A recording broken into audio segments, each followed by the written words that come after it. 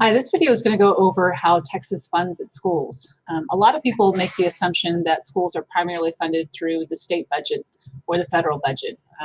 We've seen that shift kind of happen over time, where it used to be a large portion of the school funding came from state budgets, but as the state continues to cut its budgets in education, more and more of how we fund schools come from the local property tax dollars.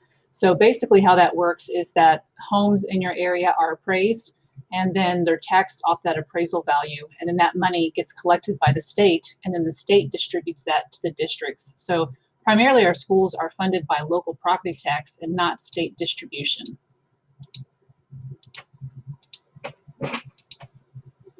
We primarily have two areas that we collect or that have funding or types, big categories of what the funds are. So the biggest one is M&O, that's maintenance and operation, and that's your salaries, your instructional costs, your utilities, basically everything it costs to run a school.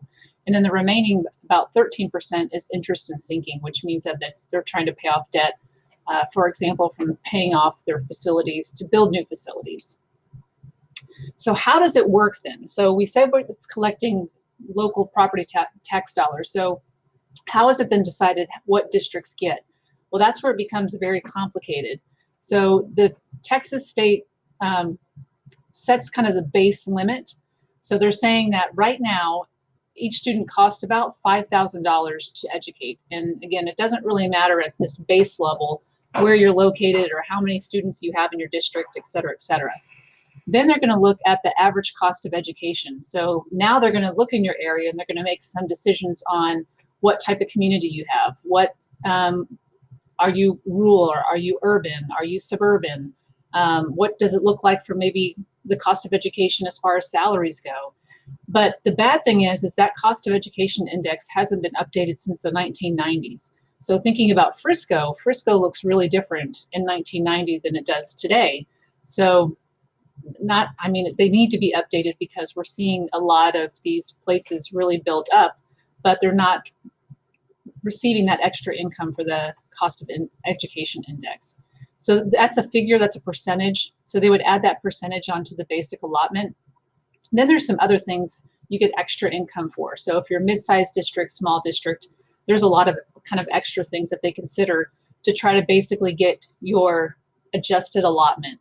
So at this point, we would have kind of that base figure. So maybe at a mid-sized district, they're saying, okay, it's going to cost you $6,300 per student to educate them. Now they're going to break down, well, what does your student body look like? And that's why your average daily attendance is really, really important. So they're going to average up this every 6 weeks, your attendance, and they're going to use that for their multiplier rather than how many students you actually have enrolled. So let's say you have 100 students enrolled, but your average daily attendance shows that you have 90 enrolled. They're going to go off that 90 versus the 100. Okay, so that's why districts push so hard for students to be there every day, because it does affect how much funding they're going to get. All right, so we had this basic allotment that was just based on those few things. Now we're going to look at that average daily attendance like I talked about, but they're going to break out that average daily attendance to what types of students are actually there. So the state understands that some students might require more resources like teachers or supplies or other things to educate them. And so if you have just your regular ed students, so they're not involved in any kind of other programming, that's just a one-on-one multiplier. So let's say it was going to cost $6,000 per student. The regular education student would receive that $6,000.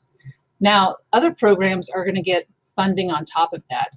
And so the document shows what these different kind of weights and levels are, but you'll notice that special education receives the most as far as the type of student they are. So they could receive 5 times the amount of a regular education student, and all of that depends on what type of disability that they may have, and your attendance clerk would put that in through PEIMS.